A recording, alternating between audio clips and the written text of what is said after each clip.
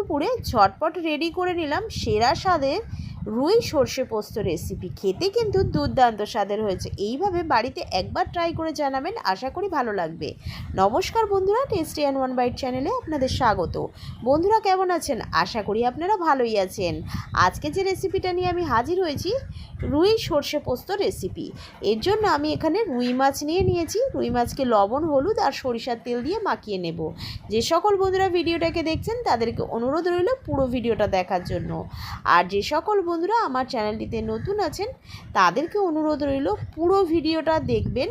দেখার পরে যদি আপনাদের ভালো লাগে লাইক সাবস্ক্রাইব করে চ্যানেলটির পাশে থাকবেন, তাহলে আমি নতুন নতুন ভিডিও বানাতে মোটিভেট হব। এখানে 2 চামচ পোস্ত আর 1 চামচ করে সর্ষে নিয়েছি, সাদা সর্ষে, কালো সর্ষে, কয়েকটা কাঁচা লঙ্কা। আমি মশলাটা বেটে নেব। আর এখানে কড়াইতে তেল দিয়ে তেলটা গরম হলে এক এক করে মাছগুলোকে ছেড়ে উল্টিয়ে পাল্টে লালচে লালচে করে ভেজে নেব।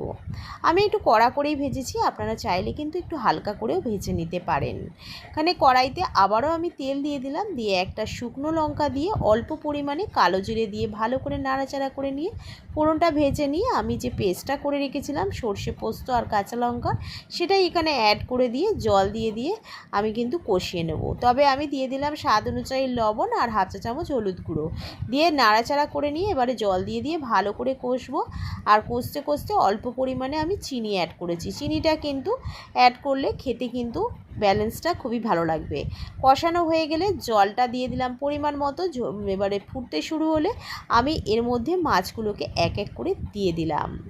দিয়ে ভালো করে খুন্তির সাহায্যে নাড়াচাড়া করে নিয়ে খানিকক্ষণ ফুটিয়ে নিয়ে আমি প্রায় 1 চা চামচ মতো এখানে সরিষার তেল অ্যাড করে দিয়ে খানিকক্ষণ নাড়াচাড়া করে নিয়ে নামিয়ে নিলেই রেডি হয়ে যাবে রুই সর্ষে পোস্ত রেসিপি। খেতে কিন্তু দুর্দান্ত স্বাদের হয়েছিল। এইভাবে বাড়িতে একবার ট্রাই করবেন, গরম ভাতে দুপুরে একদম জমে যাবে।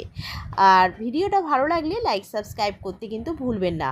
কমেন্ট করে জানাবেন রেসিপিটা কেমন লাগলো। আর তার সঙ্গে বেল আইকনটা প্রেস করে দেবেন। বেল আইকনটা প্রেস করলে সবার আগে নোটিফিকেশান আপনাদের কাছে পৌঁছে যাবে আমি যে নিত্যদিন ভিডিওগুলো ছেড়ে থাকি।